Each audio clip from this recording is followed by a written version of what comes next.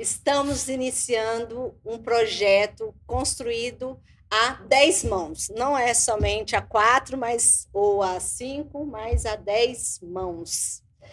Nós estamos iniciando o podcast Laços e Recomeços. Temos aí 5 meses, né, construindo esse projeto e ele iniciando hoje. É o primeiro episódio. E vamos falar nada mais, nada menos do que carência emocional. Eu sou Silene Sampaio, mentora de mulheres divorciadas, e as minhas amigas, parceiras, companheiras, cada uma tem a sua temática de trabalho, e eu quero que elas se apresentem, falem o que é o projeto para elas e qual é o trabalho que elas têm para já iniciarmos o nosso bate-papo. Bárbara? Olá, obrigada, Silene. Eu estou muito feliz que realmente é a realização do sonho, né? Que a gente, há um tempo, estava se organizando, falando o que a gente pode fazer juntas, o que a gente pode... São temas que parecem tão distantes que cada uma trabalha, e, no entanto, a gente conseguiu ver que está tudo conectado, que é um ecossistema, em que tudo flui e converge. E estou muito feliz de estar aqui com vocês, que são muito especiais para mim, nessa minha jornada. Eu sou Bárbara Romeiro, eu sou mentora de pais, educadora parental e também trainer de desenvolvimento de habilidades socioemocionais em crianças e adolescentes. Entendendo que os adultos chegam na vida adulta com muita inabilidade, faltando algumas competências ou muitas competências no mercado de trabalho como profissional, observei que isso precisava ser desenvolvido lá atrás. Na educação, dividiram o ser humano entre cognitivo, físico e faltou o emocional. Então, eu me dedico a fazer essa educação integral de todos os nossos sistemas, né? Cognitivo, físico e também o emocional, para desenvolver um adulto funcional e bem-sucedido no sentido que cada um tiver da palavra. Olá, eu sou Cláudia Reis, eu sou mentora de estratégias emocionais. Mas, Cláudia, como é que você chegou e diz que é mentora? Olha, gente, eu já passei por tantas dores profundas e eu me habilito, eu sou psicóloga de formação e atuo como terapeuta integrativa e eu acredito que eu posso te ajudar, porque eu já estive aí nesse lugar que você está. Então, esteja conosco acompanhando os episódios que você vai entender bem direitinho de que se trata isso daqui. Aí já viu, né? Grande alegria, grande desafio também, né? Porque nós formamos não somente um quarteto, nós somos um quinteto, na verdade, né? Depois vocês vão saber por que um quinteto, mas nós formamos um somatório de mentes, né? E são mentes diferentes e diferenciadas, cada uma, né? Tendo aí a sua área de atuação, tendo o seu foco. E o foco no qual eu trabalho, ao qual eu me dedico há pelo menos aí umas 4 décadas, né? É o conjugal. Já naveguei por várias praias, né? Por várias situações, por vários ambientes, cenários, né? Sou aposentada pelo Poder Judiciário, STF, e depois da aposentadoria, curso, formação, toda aquela trilha de desenvolvimento para chegarmos hoje nessa condição de oferecer um suporte, um apoio para quem precisar, para o casal que entende que a sua jornada vale a pena. E com desalinhamento conjugal, a jornada é árdua e às vezes ela nem prospera, né, Silene? Mas com alinhamento conjugal, aí é possível. Então, o nosso tema, né, o tema do nosso trabalho é o alinhamento conjugal. E vocês vão entender por que se chama alinhamento conjugal. Excelente. Vocês já viram que é um desafio e, como a Bárbara falou, em princípio parecia que não tinha conexão essas 4 áreas, mas a gente descobriu com o nosso quinteto, né? Com a ajuda do nosso quinteto, que tem tudo a ver uma com a outra. E por isso a gente chegou no nome Laços e Recomeços, porque nós estamos aqui enlaçadas com esses assuntos e por isso estamos aqui. E hoje, no episódio, vamos falar sobre carência emocional. Vamos ver se vocês concordam comigo. Eu entendo que nós, seres humanos, somos carentes naturalmente.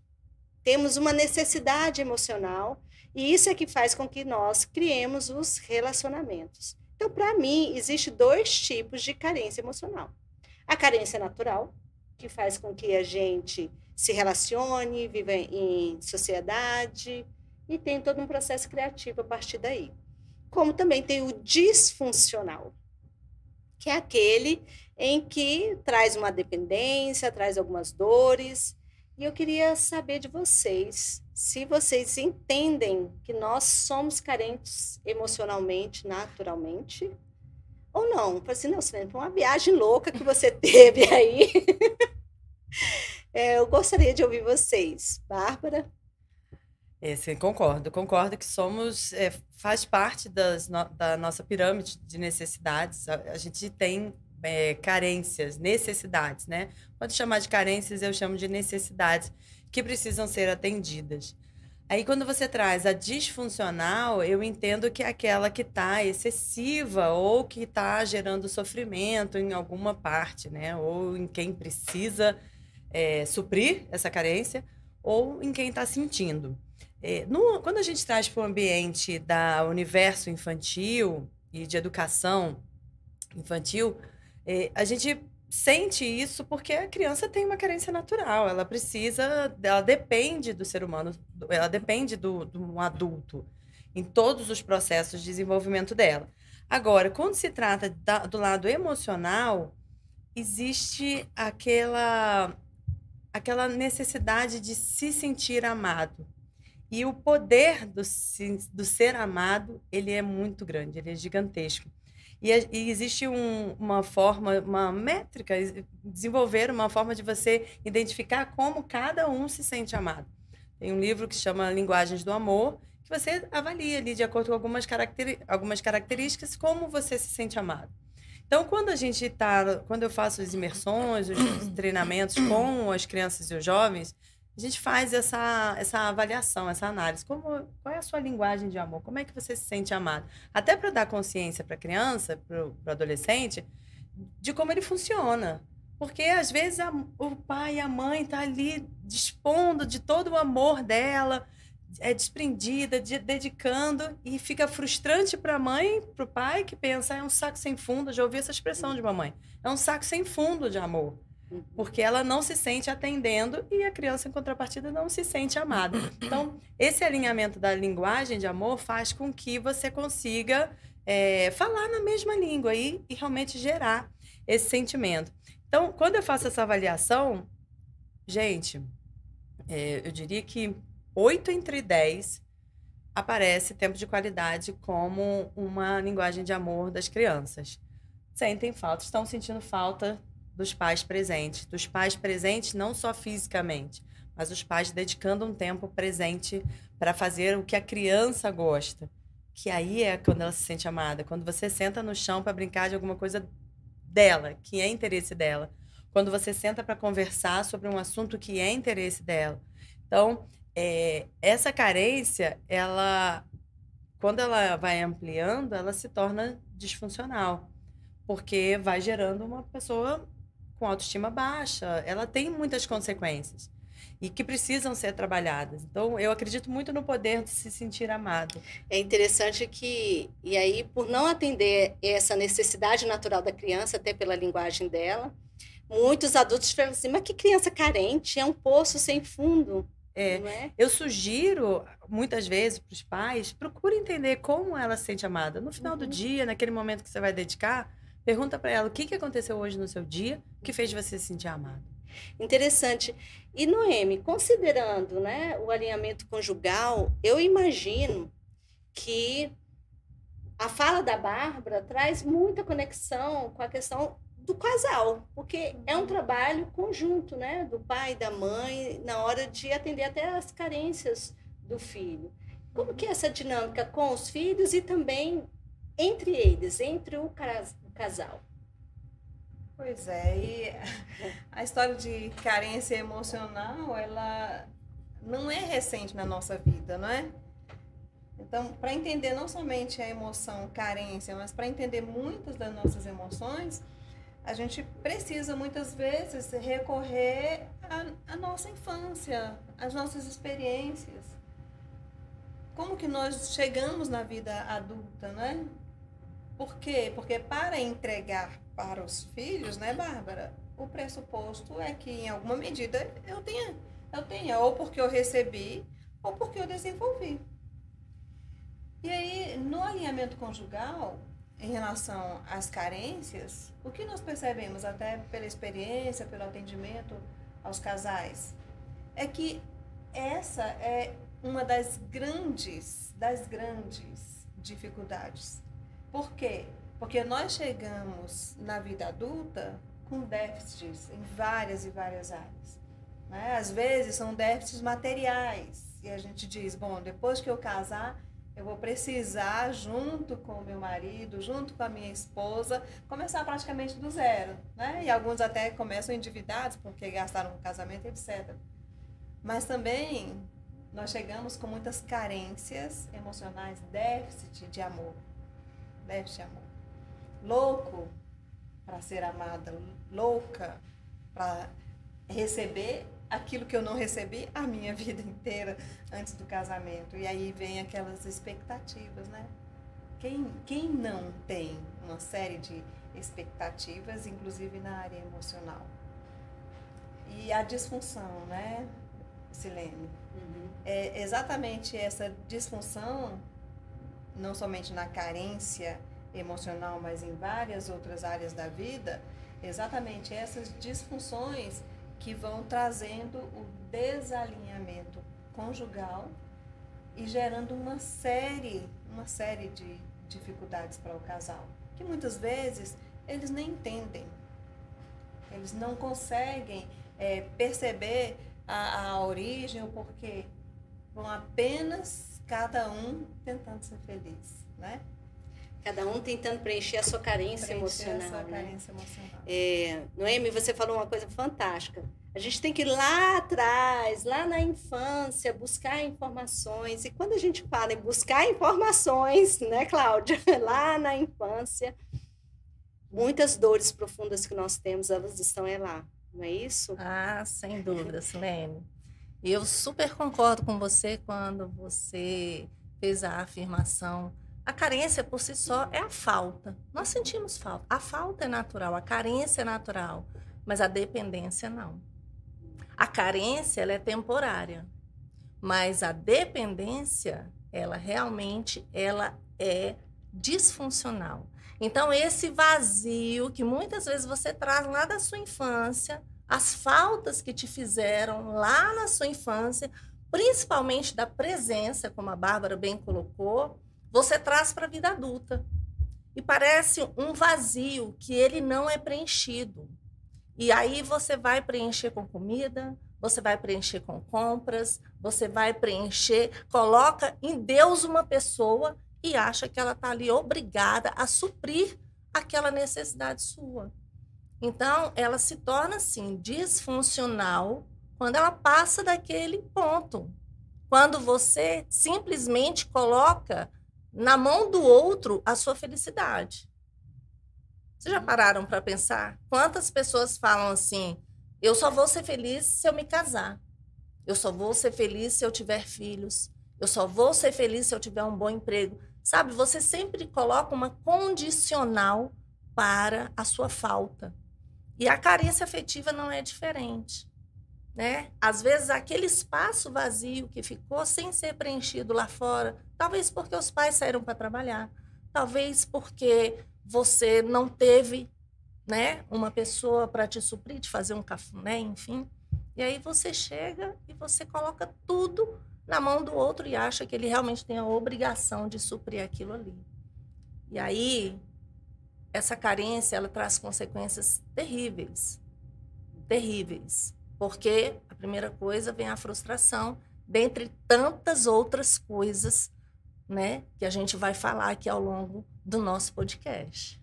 Exatamente. E quando você trouxe isso, essa questão da gente não trabalhar, não conhecer, né, essa carência emocional disfuncional que muitas vezes a gente traz da infância, é um dos principais motivos de um divórcio.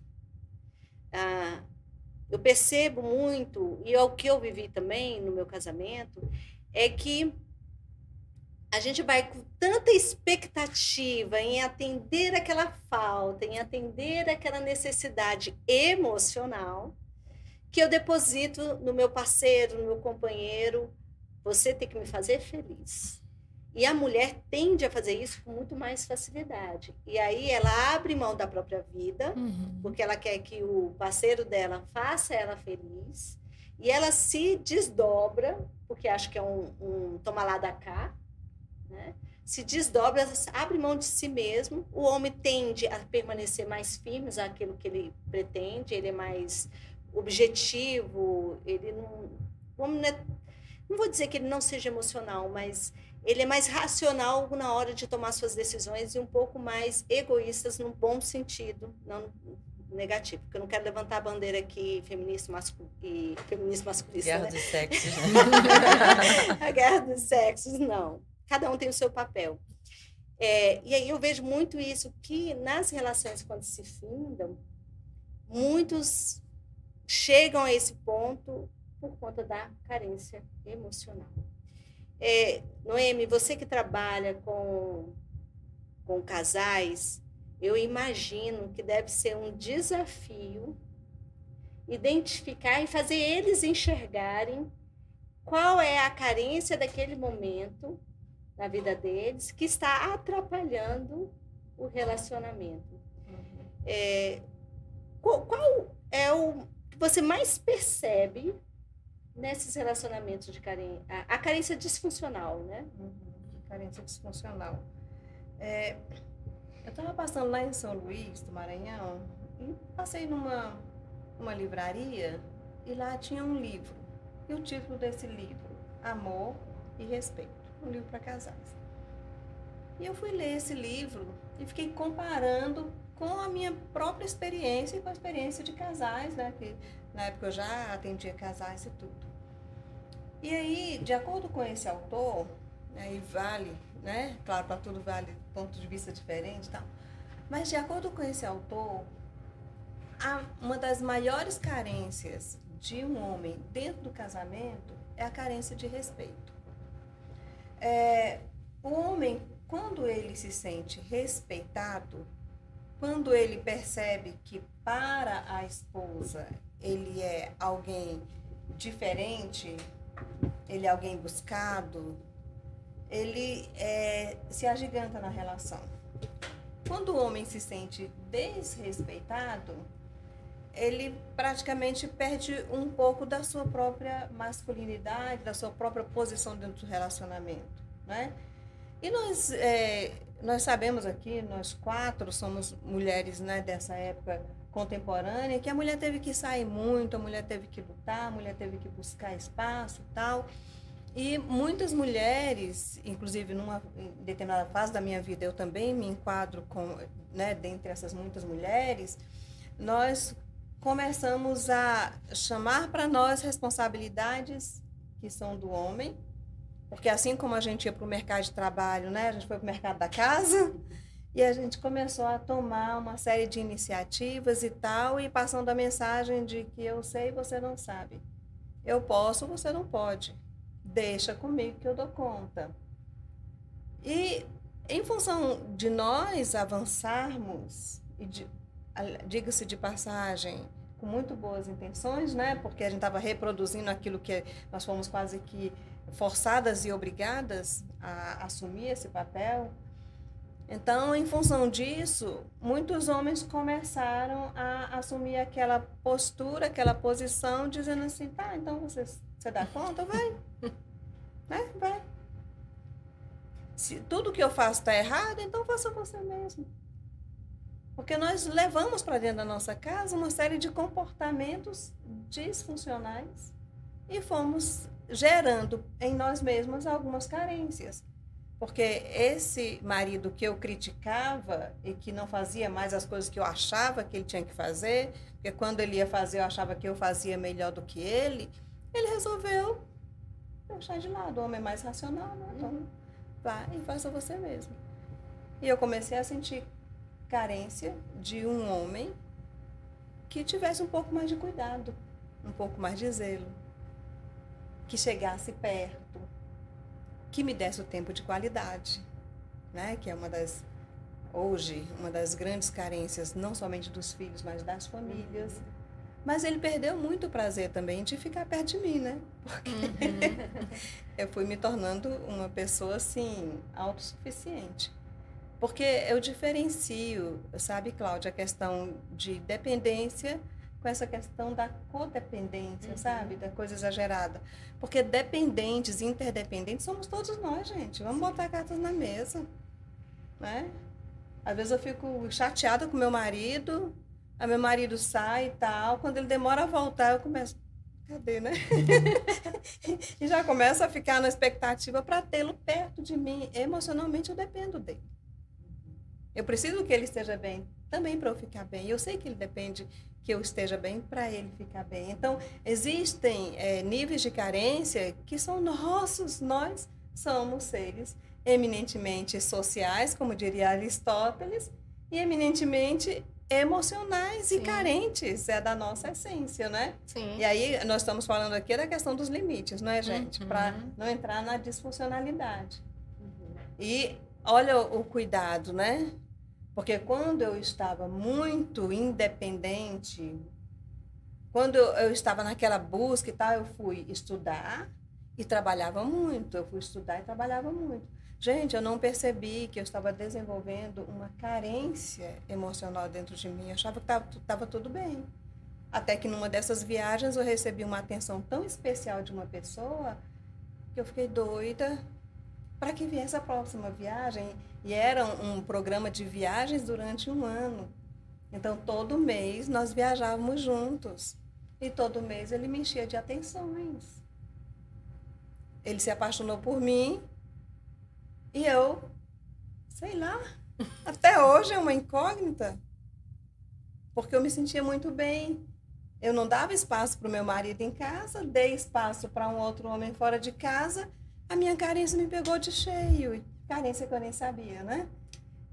É bem interessante o que você trouxe, Noemi, porque é aquela questão, eu sempre coloco o deposito no outro e acho que a responsabilidade é do outro.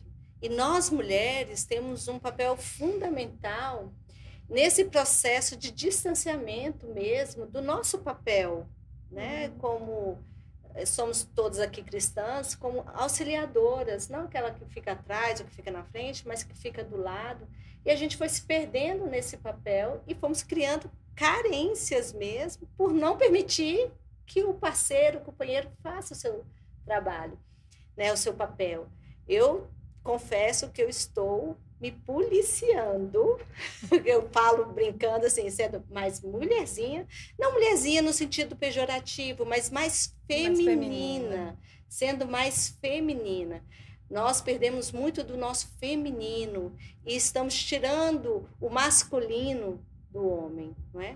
E nessa perspectiva, Bárbara, como que ficam os filhos quando tem essa carência entre os pais? Eles ficam bem no meio, né, da guerra dos pais, onde um é mais carente, ou os dois são carentes, ou os dois são tão independentes que não tem relacionamento entre eles, de dependência, essa dependência saudável emocionalmente, como a Noemi falou. Esse reflexo, ele vai diretamente na autoestima da criança quando ela é desenvolvida. A gente faz trabalhos com mães também. E quando a gente traz essa questão do ajuda, né? Que o homem ajuda, o pai ajuda, e as mães vão nesse lugar do não quero ajuda, eu quero divisão igual. O que é importante a gente observar é que, e o que eu observo na prática, diante dos levantamentos, né, de informações com a própria mãe, com as mulheres, é que a gente não sabe pedir ajuda. a gente de fato nem sabe o que a gente precisa de ajuda. Então, a gente sabe que, na prática, o que pesa é a carga mental. Na mulher, nessa divisão de tarefas, o que pesa é a carga mental. E aí a gente não deixa isso claro. E o homem acha que ele vai lá lavar a louça, trocar a fralda, ou levar o menino na escola, que está suficiente, já estou fazendo, mas eu ajudo. E aí a gente se sente com uma culpa, puxa, mas o meu marido ajuda, realmente ele lava a louça, realmente ele leva na escola, mas não está suficiente. Por quê? Porque a carga mental não está sendo dividida. Então, ele pensar que está no grupo de WhatsApp da escola, sabe que tem tarefa de casa, pegar e ter iniciativa de ajudar nisso. Ter iniciativa de ver que o uniforme está apertado, vai lá e compra. Essas pequenas coisas que ficam na mente da mãe para a tomada de decisão, de pensar no lanche que vai botar na lancheira, de pensar na atividade física que o menino tem que fazer. E tudo, e entre outras coisas, suas atividades do trabalho e outras coisas da administração da casa. E aí vai gerando uma sobrecarga nessa mulher que normalmente ela explode e muitas vezes a criança ela é usada como uma arma nessa briga entre o marido e a mulher.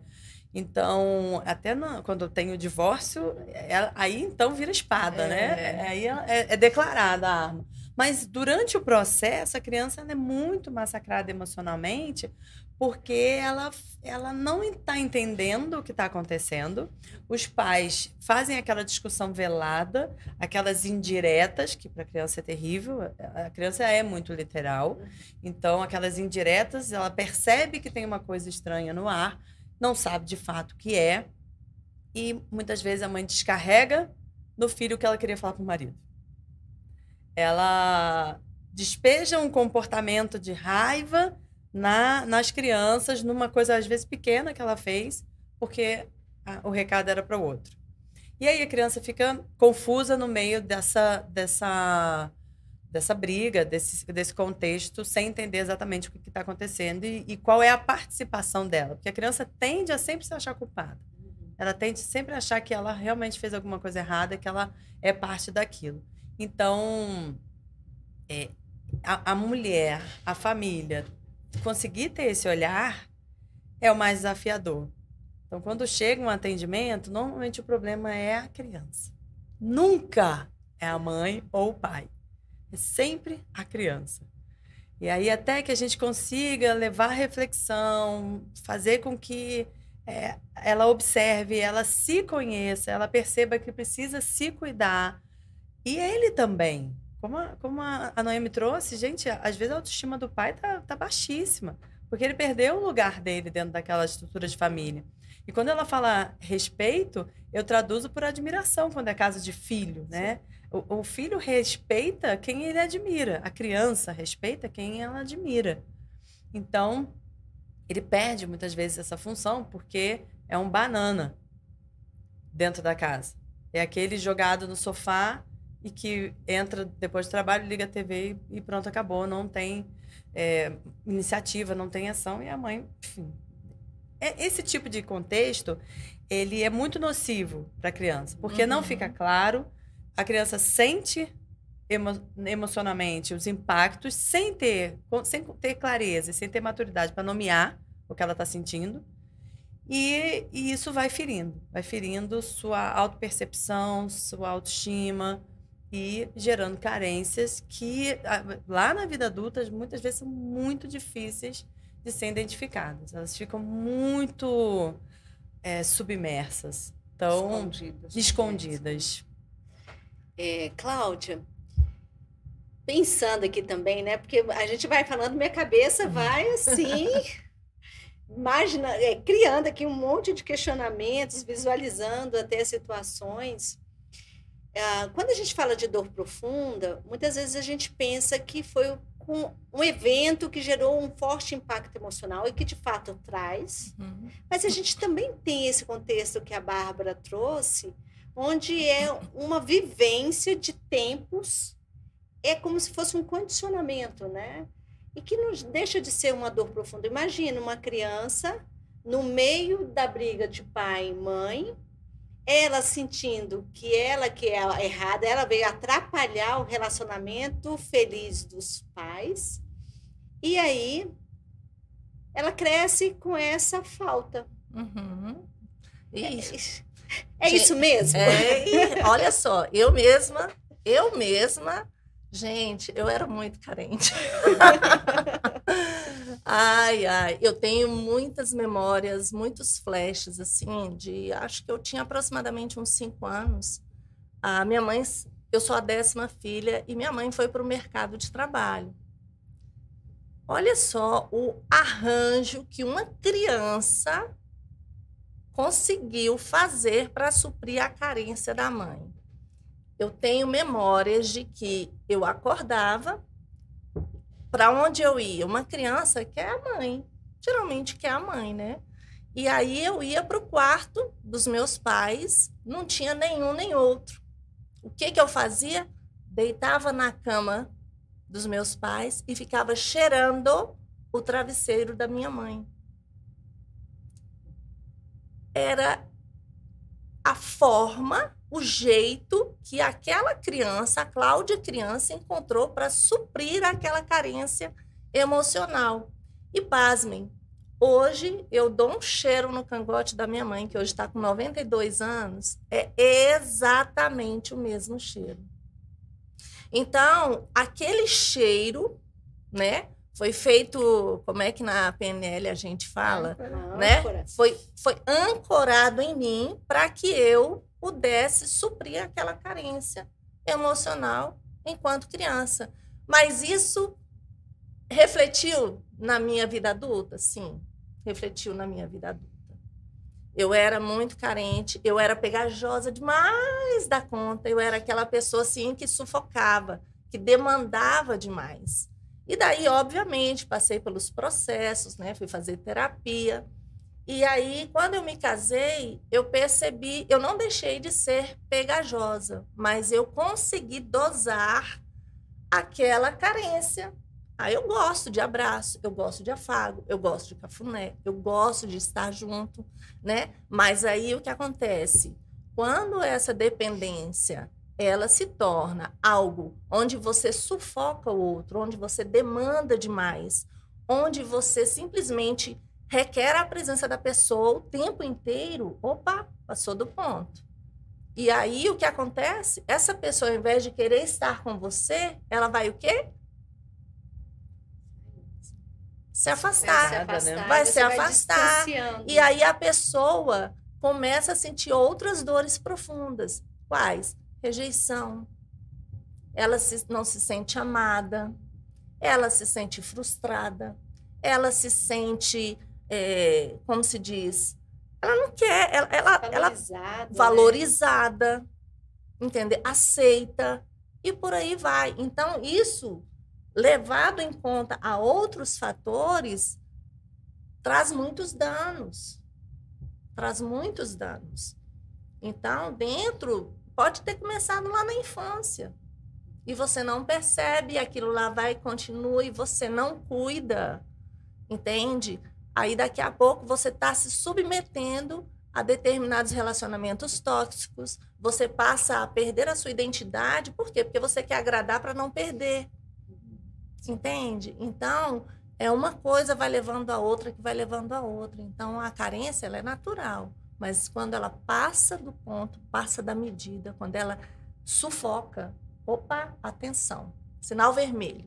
Tem uma dor profunda aí que precisa ser trabalhada. E geram sabotadores, né, Claudinha? Que às vezes é difícil identificar porque está muito profundo mesmo. Sim. E impacta até na sua vida profissional. A gente fica levando muito para a área pessoal e como se fosse só ali o reflexo, mas ele envolve toda a sua vida. Diversas áreas elas são afetadas. Eu sou divorciada. Na verdade, eu falo assim, se eu tivesse um pouco do autoconhecimento que eu tenho hoje, eu não teria nem casado. Porque não era a pessoa para mim. Tá. Eu não teria casado, não porque eu não acredito na instituição casamento, eu acredito na instituição casamento. Mas eu não teria casado. Eu casei por uma carência, por uma dor profunda que eu tinha, que veio da autoestima, que hoje eu entendo que o relacionamento do meu pai e da minha mãe o relacionamento contribuiu muito para que eu não tivesse uma boa autoestima. E aí a gente vai entendendo a importância desse trabalho, né? Eu até brinquei na última palestra que a gente estava, falei assim, Noemi, meus pais não te conheceram antes para fazer um alinhamento, não conheceram a Bárbara, para entender como é que é essa dinâmica familiar, a importância, né? Verdade. E também não conheceram a Cláudia para entender que eles tinham também muitas dores. Eles têm, meu pai já é falecido, mas minha mãe é viva. Quantas dores tem ali que não foram tratadas e que ela está escondendo? Recentemente eu fiz uma aula de psicossomática e aí falaram né, o que gera doenças no coração, no pulmão. Minha mãe tem uma doença séria no pulmão, né? Bronquiectasia. É aquela criança que engoliu muito. Ela não tinha expressão, tinha que engolir o choro. Eu imagino minha mãe eram 15, né? Mais ou menos isso. Eu tive asma, hein, na minha infância, olha aí. Exatamente, né? Muito bloqueio. Então, você sempre está segurando o ar. Está prejudicando o pulmão. E a gente vê tantas dores profundas aí e nessas relações. Eu queria trazer aqui para a mesa, não tem como a gente não falar das redes sociais, porque hoje é o nosso maior meio de comunicação. Aliás, a gente está usando uma rede social para interação e levar informação. Mas o quanto que isso traz também ou alimenta essa dependência emocional disfuncional. Quem quiser começar aí... Nossa, o quanto? De 0 a 10? De 0 a 10? Hoje principalmente 1000, né? As redes sociais, vamos nomear, né? Vamos colocar Instagram, por exemplo, que mostra o mundo perfeito, que as pessoas falam. Então, a gente vai fazer uma foto, a gente quer a melhor foto. Agora, os ambientes são instagramáveis. Por quê? Porque eles são muito bonitos, preparados para aparecer bem na foto. E isso cria uma disfunção, porque é muito longe da realidade. A realidade não é perfeita.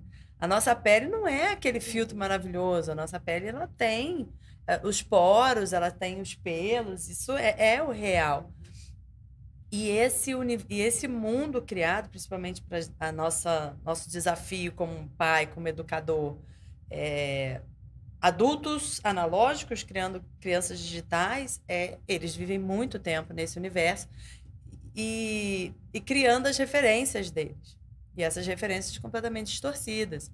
Então, a gente já vê em crianças muito novas necessidade de fazer plástica, por exemplo, necessidade de alisar um cabelo, de pintar um cabelo.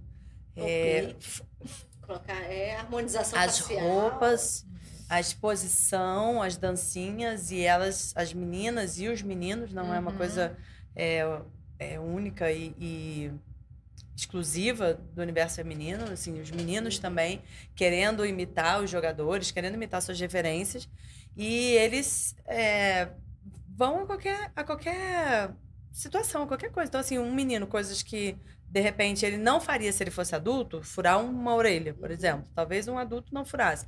Uma criança de 10 já está querendo furar a orelha e já fura. Uma criança de 10 já está cortando o cabelo e fazendo cortes. E aí, o que acontece? Eu vivi uma experiência dessa com meu filho platinar o cabelo. E ele vinha falando há muito tempo, e eu falei, cara, eu acho que não é adequado, não é legal pro seu couro cabeludo, acho que é uma questão de saúde, não é bom e tal. Aí ele teve umas férias específicas em que todos os meninos voltaram de cabelo platinado na sala de aula. E aí aquela coisa, nem vem de mim essa fala muito dele, eu não sou todo mundo. Nessa hora ele falou, cara, mas eu também queria platinar meu cabelo, eu também queria fazer uma coisa diferente. Eu falei, tá bom, vamos lá. Eu vou procurar uma forma de fazer segura agora. Tem vários... Você vai ter que ter um cuidado que hoje você não tem. Você tá vendo o resultado bonito ali na tela, mas isso vai gerar em você uma responsabilidade, vai ter que gerar em você um autocuidado muito maior que você hoje não faz. Porque hoje você sai, você nem penteia o cabelo quando sai do banho. Com o cabelo patinado não vai ser assim. E aí, em determinado momento, me veio à mente, eu falei, você tem que deixar. Você tem que deixar ele viver isso. que eu já tinha pedido um ano antes. Inclusive, a gente foi lá na Rua da Liberdade, encontramos um oriental, cabelo pretinho, aquele cabelo de oriental bem grosso, pintado de vermelho. E era a cor que o Rafa queria na época. Você vê, na época. Imagina se eu atendo a todas as vontades. Aí o rapaz contou toda a saga dele para pintar um cabelo preto de vermelho. Feriu o couro cabeludo, ficou feio o cabelo, enfim. Contou toda etapa por etapa. Ele desistiu naquele momento. Então, quando chegou agora, eu falei, eu preciso deixar, porque ele só tem a minha fala. E ele, aquele perfil colérico, dominante, ele precisa viver, porque ele já nasceu sabendo. Então, esse tipo de perfil, às vezes, você tem que deixar ele viver mesmo, para ele tirar as referências dele, ele desenvolver pensamento crítico e conseguir tomar as decisões. Vamos embora, vamos fazer isso de forma segura. Hoje, isso foi em janeiro, tá? Ele conseguiu mais ou menos tirar isso do cabelo agora em julho, mais ou menos, porque ainda tem uns fios ali que não sei como tá na cabeça dele. E eu falo, hoje, Rafa, você faria de novo? Ele, de jeito nenhum. Então, o que eu quero dizer com tudo isso? Um cabelo, ele é reversível. Algumas coisas não são, principalmente quando elas ferem, quando a gente cria uma identidade que é longe da realidade, que a criança não consegue alcançar e não fica claro para ela que ela não precisa ter aquilo e que aquilo não... Qual é o ganho e a perda daquilo. E ela fica alimentando, muitas vezes, uma frustração, ou tem família que... Aí eu não vou interferir na dinâmica da família, mas tem família que paga o preço e vai e atende. A gente vê muito isso assim, a ilusão, né? A criança ou o adolescente, ele já é muito iludido. Né? E aí, a gente só tem mais 5 minutos para chegar no final, concluindo, vamos lá. As redes sociais, acho que alimentam mais isso, né? Essa necessidade do pertencimento, não é? Quem mais quer contribuir aí em relação às redes sociais? Eu quero contribuir no seguinte aspecto. O alinhamento conjugal, ele é um método. Esse método, ele trata de 5 pilares. E esses 5 pilares são comunicação, tempo, finanças, sexualidade e espiritualidade. São 5 pilares do método. O que nós não temos? Por que nós desenvolvemos tantas carências? Nós não temos estratégias. Então, com o método, eu quero contribuir exatamente com as estratégias. E um dos grandes danos das redes sociais é exatamente no primeiro pilar, que é da comunicação. Quantos de nós já, talvez até fizemos isso, e nós presenciamos acontecendo o tempo todo, de um casal estar junto, mas estar separado pelo celular.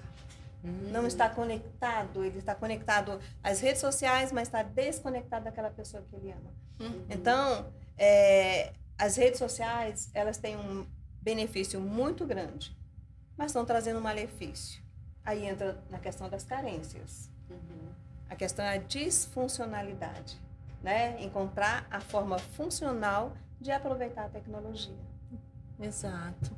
É interessante você falando isso, Noemi, porque quando se trata de carência, de redes sociais, de dores profundas, quantas pessoas não estão envolvidas pelas redes sociais e estão lá no sofá, estão lá sem energia, sem disposição, pararam a vida, porque só isso daqui matou um monte de gente. Matou relacionamentos, matou o rádio, matou o DVD, matou a televisão, matou várias coisas. O livro, matou várias coisas.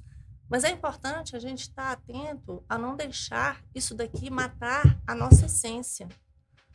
Então, quando você fala de carência emocional, de dores profundas, quando eu pego um celular desse, que ele me mostra uma vida contemplativa, linda, rica, maravilhosa, eu desejo aquilo ali, mas eu não posso esquecer, eu posso desejar sim, mas eu não posso esquecer quem eu sou.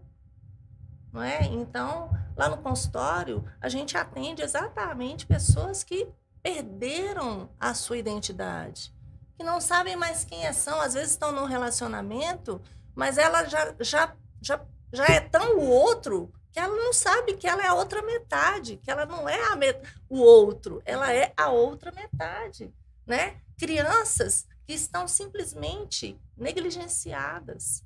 Então, as redes sociais, isso daqui é uma coisa boa? Mas ela pode ser mal usada.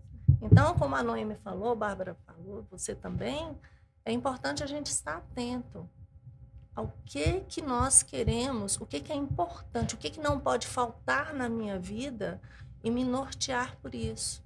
Porque às vezes eu estou deixando de lado algo que é precioso em busca de coisas que são tão supérfluas, que são tão passageiras, né? Deixando a minha identidade se enveredar por uma mensagem, sabe? Que o bonito é assim, assado, e eu vou querer ser exatamente daquele jeito, e deixando de ser eu, enquanto indivíduo, enquanto um ser único, a pessoa mais importante desse universo. É exatamente isso que as mulheres, quando se divorciam, elas realçam, né? Ressalta os olhos delas. Perdi minha identidade, quem eu sou. A maioria não sabe nem do que gosta. Elas não sabem mais do que gostam. Elas perderam nessa jornada aí a identidade delas. E as redes sociais traz uma contribuição muito grande, porque agora ficou mais fácil eu olhar para o outro, poxa, ela tem o que eu não tenho, o que eu desejo eu não tenho. Que não quer dizer que é a realidade, né? Então, a gente está indo muito... As redes sociais, elas são maravilhosas, é um meio de comunicação, nunca tivemos tanto conhecimento divulgado. Também desinformações, informações e desinformações, né? Mas a gente tem que ter o quê? As estratégias para usar isso de forma adequada e conseguir tirar o proveito e não utilizar para aquilo que não nos ajuda, não acrescenta, né? Gente, adorei esse bate-papo. Incrível. Estamos encerrando. É o primeiro, gente, o primeiro de muitos, eu tenho certeza. Laços e recomeços. E fiquem atentos, porque teremos o próximo episódio e vamos falar sobre acordos. O quão isso é importante. Agradeço vocês, agradeço a nossa parceria, esse novo projeto que surge, que tem muito que acrescentar entre nós e com aqueles que estão nos assistindo. Obrigada. Obrigada. Pronto.